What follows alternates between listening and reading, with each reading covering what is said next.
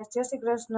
આજે આપણે ચણાની દાળનું શાક બનાવવાનું છે। જો આ ચણાની દાળને આપણે બાફી નાખી છે, થોડુંક તેલ આવી ગયું છે। આમાં આપણે ટમેટાની ગ્રેવી છે, ડુંગળી મરચું અને લસણની ગ્રેવી કરી છે।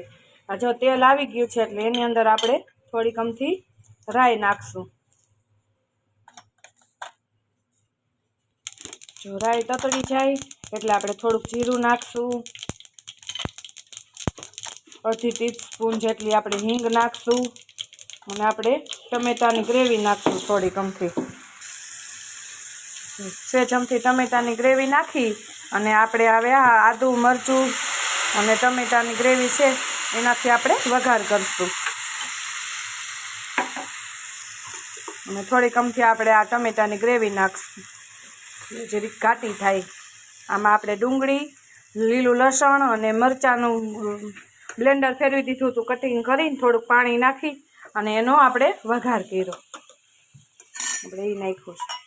હવે એની અંદર આપણે થોડીક અમથી હળદર નાખશું, 2 ચમચી જેટલી ચટણી નાખશું, પછી સેજ હલાવીને અને પાણીને આપણે ઉકળવા દઈશું। થોડીક વાર ઉકળી જાય પછી આપણે એની અંદર દાળ નાખી દઈશું।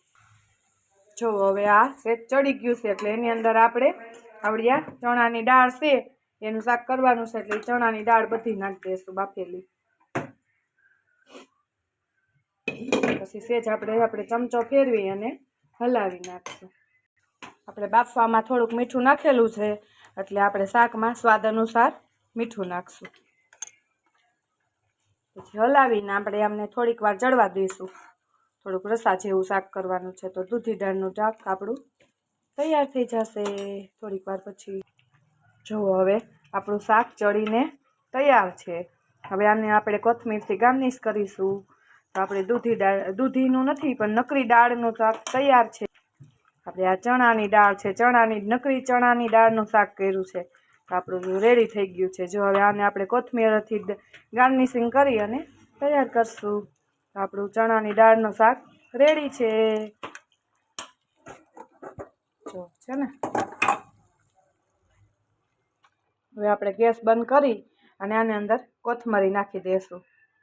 જો છે ને, તો તૈયાર છે આપણી ચણાની દાળનું શાક સરસ મજાનું। જો